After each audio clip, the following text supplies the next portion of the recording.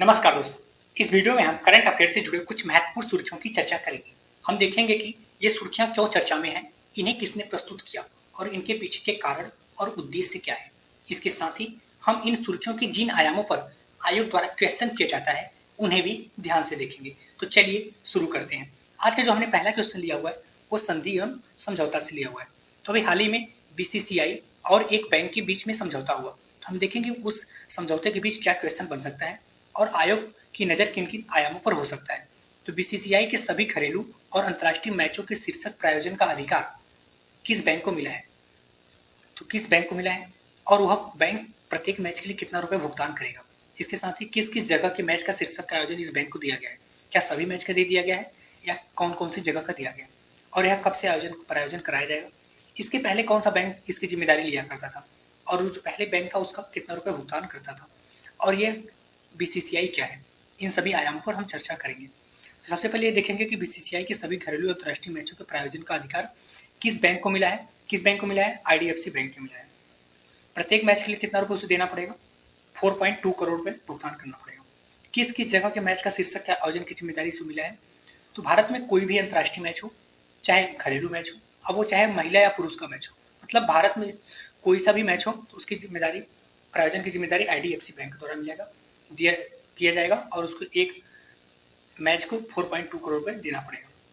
कब से यह लागू होगा? कब से? 1 सितंबर से। और कब तक के लिए इनको मिला है जिम्मेदारी? 3 वर्ष के लिए। तो इसके पहले कब कौन सी बैंक था? तो पेटीएम बैंक। तो जाहिर सी बात है, इसके पहले आप अगर मैच देखते होंगे ध्यान से तो उसमें हमेशा हर जगह आपको पेटीएम का ही लोगो मिलता था, पेटीएम करो पेटीएम करो, जी है।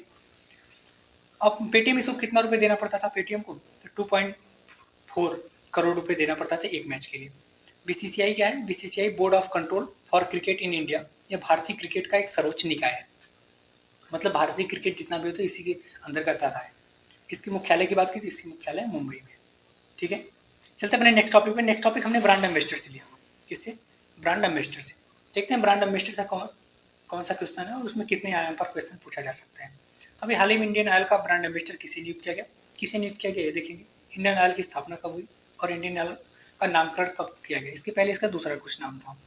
इंडियन ऑयल का ब्रांड एम्बेसडर किसे नियुक्त किया गया? तो बात इसकी किसे नियुक्त किया गया? संजीव कुमार को। इसकी स्थापना कब हुई? 30 जून 1959 को। कब? 30 जून 1959 को। नामकरण की बात करें, नामकरण तो 1 सितंबर 1964 को इसका नाम इंडियन ऑयल रखा गया। ठीक है, चलते अपने नेक्स्ट टॉपिक में। नेक्स्ट टॉपिक हमने लिया हो किससे? उत्तर प्रदेश विशेष से। ये काफ़ी इंपॉर्टेंट क्वेश्चन है। ठीक है, हम उत्तर प्रदेश विशेष या बिहार विशेष का 1-2 क्वेश्चन हमेशा स्पेशली इसलिए इंक्लूड करते रहते हैं क्योंकि अभी देखो बीपीएससी का भी एग्जाम आने वाला है। इसके साथ ही हमारा main focus UPPSC, UPSC, BPSC और राजस्थान आरएएस से है। ठीक है, तो अभी हाल ही में रूस के एक विश्वविद्यालय और भारत के एक यूनिवर्सिटी के बीच समझौता हुआ। हम देखेंगे कि यह समझौता क्या हुआ। तो इसमें समझौता में हुआ कि रूस का एक कैंपस, रूस के एक विश्वविद्यालय का एक कैंपस भारत में खोला जाएगा। तो इसी से संबंधित क्वेश्चन है।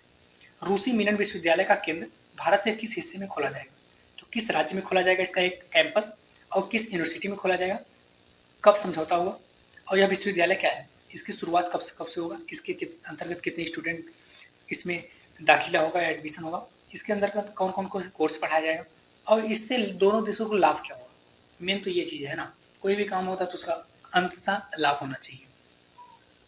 रूसी मिलन विश्वविद्यालय का केंद्र भारत के किस हिस्से में खोला जाएगा? किस हिस्से में? किस राज्य में? उत्तर प्रदेश में खोला जाएगा, मेरठ जिले में खोला जाएगा। किस यूनिवर्सिटी में खोला जाएगा? चौधरी चरण सिंह यूनिवर्सिटी में खोला जाएगा।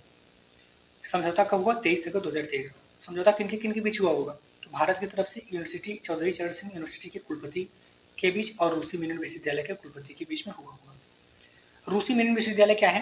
तो यह रूस का एक प्रतिष्ठित विश्वविद्यालय है। ठीक है, जिसकी स्थापना 1911 में हुई। भारत में इसकी शुरुआत कब से हुई? तो इसका जो प्रथम सत्र होगा वो 2024-25 में प्रथम सत्र स्टार्ट किया जाएगा। तो मतलब अभी 2023 चल रहा है, तो कुछ समय के बाद जो सत्र स्टार्ट होगा वो सत्र स्टार्ट होगा। इसमें शुरुआत में 250 स्टूडेंट को निःशुल्क शिक्षा दिया जाएगा। देखो यहाँ पे आपके मन में क्वेश्चन आ रहा होगा कि उसमें क्या सिखाया जाएगा? क्या हमें रूसी केवल भाषा सिखाया जाएगा? जी नहीं। अगर रूसी भाषा के सिखाया जाना होता तो देखो जैसे यहाँ पे स्पोकन है, इंग्लिश का, हिंदी का, जापानीज का, फ्रेंच का, ऐसे सबका रूस का भी है। लेकिन अगर रूसी केवल भाषा सिखाना होता तो कैंपस क्यों खोलता? एक कोचिंग जैसा कुछ खोल लेता। लेकिन यहाँ पे कैंपस खोलने का मतलब ये होगा कि रूस में स्थापित जो विश्वविद्यालय हैं वहाँ पे जितने भी कोर्स चलते हैं उनका कुछ कोर्स यहाँ पे भी चलाया जाएगा, और बस ये है कि रूस भाषा में चलाया जाएगा जिससे कि वो अपने संस्कृति और भाषा का विकास कर पाएंगे। तो इंजीनियरिंग, प्रौद्योगिकी और व्यवसाय एवं प्रशासन सभी क्षेत्रों के कार्यक्रम रूसी भाषा एवं रूसी संस्कृति से संबंधित यहाँ पे चलाया जाएगा। बात करें इससे दोनों देशों के क्या लाभ होगा, इससे देखो दोनों देशों को क्या लाभ होगा, दोनों देशों के शैक्षिक एवं अनुसंधान सहयोग में बढ़ावा देने में मदद करेगा। क्योंकि देखो एक दूसरे को लोग संस्कृति और भावनाओं से समझेंगे, एक दूसरे को समझने जब एक दूसरे से रूबरू हो जाएंगे तो एक दूसरे की अर्थव्यवस्था में भागीदारी करेंगे और अर्थव्यवस्था बढ़ाने में मदद करेंगे। चलते अपने नेक्स्ट टॉपिक। नेक्स्ट टॉपिक हमने लिया हो किससे, पर्यावरण।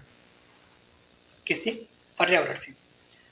तो अभी हाल ही में भारत और एडीबी मिलकर जलवायु परिवर्तन और स्वास्थ्य केंद्र की स्थापना कहाँ करेंगे। भारत और एडीबी मिलकर जलवायु परिवर्तन और इसकी केंद्र की स्थापना कहाँ करेंगे देखेंगे।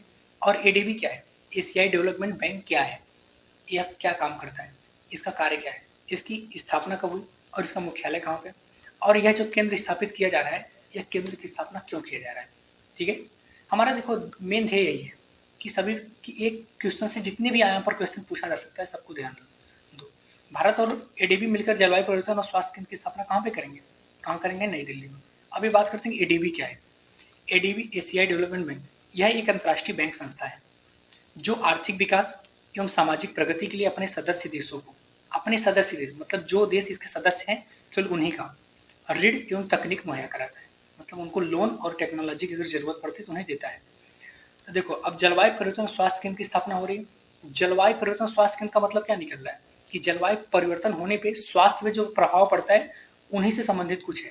तो जी हाँ, क्यों इसकी स्थापना किया जा रहा है, इसकी स्थापना जलवायु परिवर्तन से होने वाले स्वास्थ्य प्रभाव को समझने, मतलब जैसे ही जलवायु परिवर्तन हो जाता है तो स्वास्थ्य पे क्या प्रभाव पड़ जाता है इनको जांच किया जाएगा, और उसके जो प्रभाव पड़ते हैं उसको जो निगेटिव इम्पैक्ट होता है उसको निराकरण के लिए इस केंद्र को बनाया गया है। ठीक है, अब बात करें एडीबी की स्थापना कब हुई। इसकी स्थापना 19 दिसंबर 1966 में हुई। इसका मुख्यालय कहाँ पे, इसका मुख्यालय मनीला। मनीला कहाँ पे है, ये फिलीपींस की राजधानी है। फिलीपींस कहाँ है, फिलीपींस आपके एशिया में स्थित जो चीन सागर के ताइवान के बगल में स्थित है। ठीक है जी, चलते अपने नेक्स्ट टॉपिक पे। नेक्स्ट टॉपिक हमने लिया हुआ है चर्चित व्यक्ति। देखो चर्चित व्यक्ति में दो अलग अलग पुरस्कार होते हैं। चर्चित व्यक्ति में निधन आ जाता है या किसी को पुरस्कार मिल जाता है तो यहाँ पे, या कोई बुक लॉन्च हो जाता है तो यहाँ पे ये निधन हुआ है एक व्यक्ति का। अब ये वो व्यक्ति कौन से हैं, अभी हाल ही में एक कवि की निधन हो गया। तो दिवंगत कवि का नाम बताइए जिन्हें अंग्रेजी भाषा की पहली साहित्यिक पुरस्कार प्राप्त किया। यह कवि काफ़ी इंपॉर्टेंट इसलिए हो जाते हैं क्योंकि अंग्रेजी भाषा की पहली साहित्यिक पुरस्कार इन्हीं को मिला था। तो हम ये देखेंगे वो कौन से कवि हैं, इनका निधन कब हुआ, इनका जन्म कहाँ पे हुआ था और निधन कहाँ पे हुआ था, कितने वर्ष की आयु में हुआ था, इन्हें कौन कौन से पुरस्कार से सम्मानित किया गया अभी तक, और किस रचना पे वो पुरस्कार मिला हुआ था। इसके साथ ही साथ ये भी देखेंगे कि उनका भाषा कौन सा है, किस भाषा में वो रचना करते थे। तो दिवंगत कवि का नाम क्या है, जयंत महापात्र। निधन कब हुआ, 27 अगस्त 2023 को एक बीमारी के कारण हुआ। कहाँ पे हुआ, कटक में। कितने वर्ष की आयु होगा, 95 वर्ष के। कटक में मृत्यु हुआ, साथ में कटक के हॉस्पिटल में, और कटक में ही इनका जन्म भी हुआ था, कटक शहर। अब पुरस्कार की बात किया तो इन्हें पुरस्कार पद्मश्री भी मिला हुआ है जो भारत का पुरस्कार है। कब मिला था, 2015 में। और साहित्यिक अकादमी पुरस्कार अंग्रेजी भाषा के लिए सबसे पहला साहित्यिक अकादमी पुरस्कार इन्हीं को मिला था। कब मिला था, 1961 में। और किस रचना के लिए मिला था, तो हर रचना रिलेशनशिप के लिए मिला हुआ था। अगर भाषा की बात की जाए कि इन्हें किस किस भाषा में रचना करते थे, तो यह उड़िया या अंग्रेजी भाषा में पूरी तरह कंफर्ट में रचना करते थे। इसके साथ ही ये हिंदी के बारे में भी थोड़ी बहुत रचना किए हुए हैं। मेन इनका उड़िया था, उसके साथ ही इनको अंग्रेजी से भी प्यार हुआ और इसमें अंग्रेजी भाषा में भी रचना करने लगे। ठीक है, धन्यवाद दोस्तों। अगर आपको शॉर्ट नोट्स के माध्यम से किसी भी क्वेश्चन पे संपूर्ण पकड़ बनानी है और प्री प्लस मेंस को ध्यान में देखकर आगे बढ़ना है, करंट को तैयार करना है, तो जी हाँ, जुड़े रहिए। धन्यवाद।